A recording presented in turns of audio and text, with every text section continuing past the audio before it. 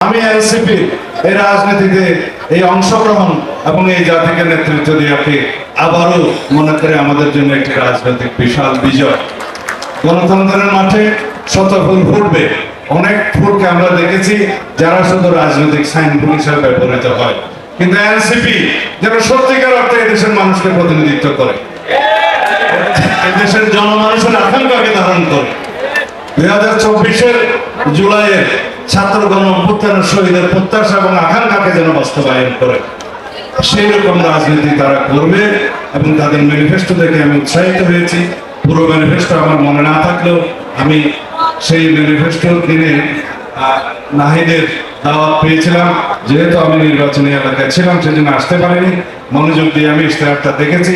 আশা করি সেই নির্বাচনী ইশতেহার সময়ে সময়ে এখানে স্ট্যাটিক না থেকে যুগের চাহিদা অনুসারে, তারুণের চাহিদা অনুসারে, এদেশের জনমানুষের প্রত্যাশা আকাঙ্ক্ষা অনুসারে সেই ইশতেহার এবং রাজনৈতিক উদ্দেশ্য এবং গঠনতন্ত্র এবং ঘোষণাপত্র পাল্টাবে।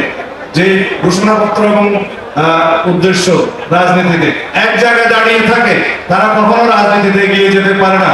আমি আশা করি আমার তরুণ বন্ধুদের এটা মনে থাকবে যে সময়ের চাহিদা অনুসারে এবং মানুষের প্রত্যাশা এবং আকাঙ্ক্ষা অনুসারে আমাদের ইশতেহার এবং রাজনৈতিক উদ্দেশ্য, আমাদের কর্মসূচি পাল্টাবে এবং সময়ের সাথে সেটা অ্যাডজাস্ট করে নিতে হবে।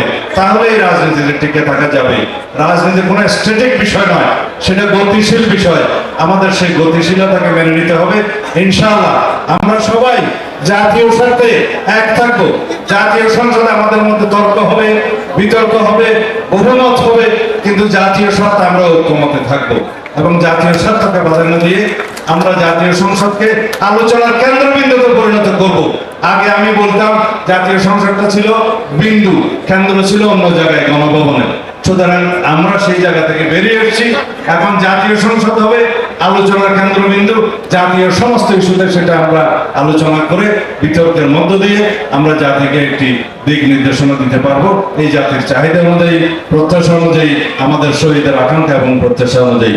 এনসিপির 1 বছর আজকে পূর্ত হতে যাচ্ছে। 1 বছর পূর্তি উপলক্ষে আজকের এই ইফতার মাহফিলে যারা উপস্থিত হয়েছেন, জাতীয় নাগরিক পার্টি এনসিপির সারা দেশের বিভিন্ন পর্যায়ের নেতৃবৃন্দ এবং ছাত্রশক্তি, যুবশক্তি, শ্রমিক শক্তি সহ বিভিন্ন সহযোগী সংগঠনের নেতৃবৃন্দ, এছাড়া আমাদের এই প্রতিষ্ঠা বার্ষিকী উপলক্ষে আজকের এই ইফতার মাহফিলে উপস্থিত আছেন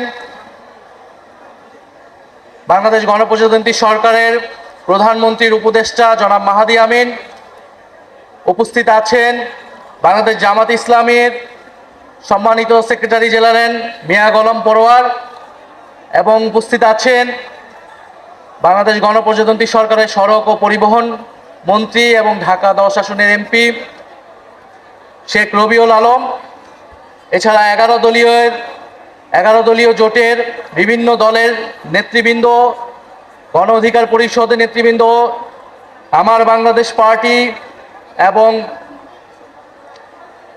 গণ অধিকার পরিষদ, আমার বাংলাদেশ পার্টি সহ খেলাফত মজলিসের প্রতিনিধি যারা উপস্থিত রয়েছেন, সাংবাদিক ভাই বোনেরা যারা উপস্থিত রয়েছেন, বুদ্ধিজীবী এবং নাগরিক সমাজের প্রতিনিধি যারা উপস্থিত রয়েছেন, সবাইকে আন্তরিকভাবে ধন্যবাদ জানাচ্ছি, কৃতজ্ঞতা জানাচ্ছি। এবং আজকের এই আয়োজনের আমাদের অন্যতম প্রধান উপলক্ষ জুলাই গণ অভ্যুত্থানের যারা শহীদ হয়েছেন, সেই সকল শহীদদেরকে আমরা স্মরণ করছি শ্রদ্ধার সাথে। শহীদ পরিবার প্রতিনিধিগণ উপস্থিত রয়েছেন, জুলাই আহতরা উপস্থিত রয়েছেন, বৈষম্য বিরোধী ছাত্র আন্দোলনের বিভিন্ন পর্যায়ের নেতৃবৃন্দ উপস্থিত রয়েছেন। আপনাদেরকেও আন্তরিক ধন্যবাদ এবং কৃতজ্ঞতা জানাচ্ছি। জাতীয় নাগরিক পার্টি এনসিপির 1 বছর আজকে পালিত হচ্ছে। এই 1 বছর আমরা নানান অভিজ্ঞতার মধ্য দিয়ে জাতীয় নাগরিক পার্টি এনসিপি গিয়েছে।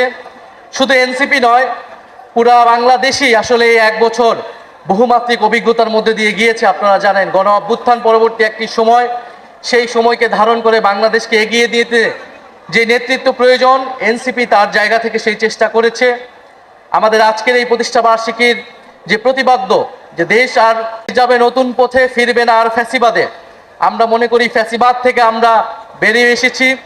ফ্যাসিবাদী সরকারের পতন ঘটেছে, ফ্যাসিবাদী বন্দোবস্ত বিলোপের রাজনীতি আমরা করছি। আমরা মনে করি বাংলাদেশের সামনের পথ এটাই, ফ্যাসিবাদকে বিলোপ করে গণতন্ত্র প্রতিষ্ঠা করা সম্পূর্ণভাবে। সেটার জন্য যে সংস্কারের লড়াই, জুলাই সনদ বাস্তবায়ন সহ গণভোটের গণরায় বাস্তবায়ন, সেই লড়াই আমরা চালিয়ে যাচ্ছি। ফ্যাসিবাদ বিলোপের জন্য বিচার অত্যন্ত গুরুত্বপূর্ণ একটি বিষয়। সেই ফ্যাসিস্টদের, গণহত্যাকারীদের বিচারের দাবিতে, গুম খুনকারীদের বিচারের দাবিতে আমরা এখনো সরব রয়েছি। এবং আমাদের আজকের অন্যতম আরেকটি প্রতিবদ্ধ হচ্ছে যে বিপ্লব, বিকল্প এবং বিনির্মাণ।